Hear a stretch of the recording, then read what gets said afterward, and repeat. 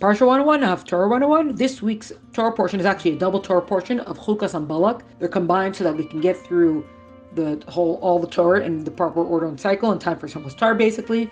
And when two Parshas are together, we usually only have the Haftarah of one of them. But we'll go through both anyways. The first one for Parshas Chukas is from the book of Judges. It's not the one that's read this week, but it's from the book of Judges, and it's about the judge Yiftach. It doesn't actually go through his whole story. It kind of cuts off at a happy point in the story. The second part of Yiftach's story is not so great, but the general idea is that Yiftach HaGiladi, born to Gilad or from Gilad, his mother, it says, was a harlot, and if that means that in a literal sense or not, the commentaries disagree. But his brothers of his father's other wife, the main wife, they drive him out the house like, you're not going to inherit with us, you're not part of the inheritance, etc. He goes to this land of Tov. He kind of starts hanging out there and becomes a little bit like a gang member there. And back in Israel, by Gilad, the king of Ammon attacks the Jewish people. He's like, I want my land back. So the elders come to Yiftach and they're like, hey, can you come help us out? And Yiftach's like, oh, now all of a sudden you need me? And they're like, yeah, just come and fight them for us, etc. And they'll make you a leader over all of us. And Yiftach's like, how about you make me the leader now, and then I'll come fight this enemy of yours. Bottom line is, okay, they agreed it, that Yiftach's going to become our leader, and he's going to drive out Ammon. Yiftach now sends a message to the king of Ammon, and is like, what's your beef? What is this disagreement we have? And who's provoking what's going on here? And Ammon's like, we want our land back. And Yiftach's like, first of all, 300 years, nobody said anything about any land, and all of a sudden you're attacking. Second of all, what do you mean you want your land back? And he goes through the travels of the Jewish people, which are spoken of in Parshas Chukas, one of this week's Torah portions. He said the Jewish people were coming out of Egypt, and they went this way and that way, etc. And then in order to get into the land of Egypt, they had to cut through certain people's lands. But nobody wanted them to pass through. Moab didn't let nobody led. And they offered to pay for anything they were going to use. No, nobody led. And not just that, Sichon, king of the Amorites, not only did not let them pass through, they weren't even bothering him. He came and he attacked them. So Moshe went and conquered. They fought him. They conquered him, and all that land is theirs now. So you don't get to come and all of a sudden magically decide that this is your land. So back off.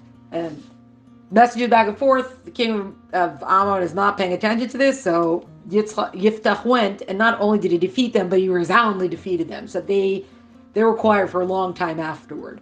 And before going to war, Yiftach had said, okay, the first that comes out of my house, if I have victory, the first that comes out of my house, I will offer it to God. And that's, the Torah portion ends with his victory.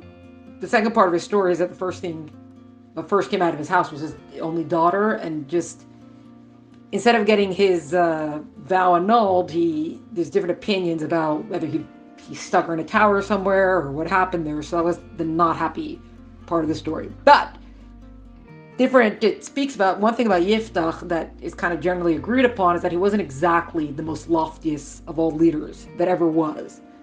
There were seemingly much holier men and greater than him, and yet at this time, when he was needed, he stepped up to be the leader. And it's not just that.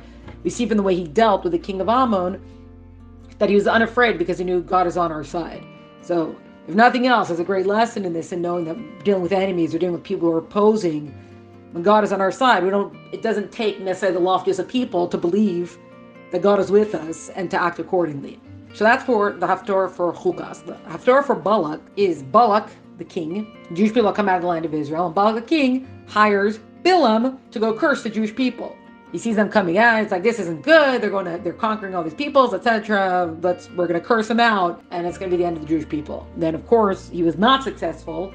All of his curses turned into blessings, and that was also the end of Bilam. But that's what the Torah portion is about. The Haftarah for Balak is from the book of Micha. Micha was a prophet who lived about the same time as Yeshaya, as Isaiah, and he also has a lot of messianic prophecies. And this is going to be a messianic prophecy that he speaks about. It's become the end of times, as in there's going to be Moshiach times. There's going to be the great war of Gog and Magog, and the Jewish people, the remnant of the Jewish people, they're going to be like dew and like the rain upon vegetation. Dew and rain are things that no man turns to another man to provide. It only comes from God himself. So the Jewish people will turn to God, basically, and they're going to have a great resurgence. They're going to be like the lion in the field. They're going to rise up like a lion. Nothing will stand before them.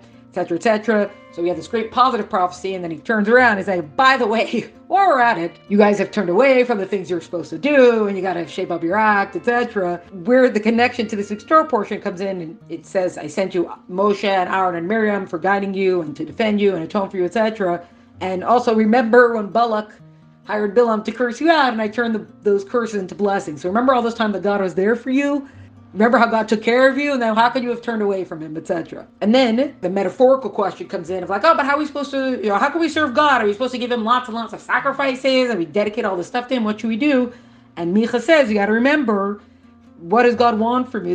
God wants you to do justice, to love, loving kindness, doing goodness, things like that. And to walk, it's either discreetly, to walk modestly, humbly, knowing that you are in the presence of God. So these are good starts: justice, loving kindness, and to walk modestly in the knowledge that we walk, or that God is with us, that God's presence is with us where we go. And those are the 2 Haftarahs for this week.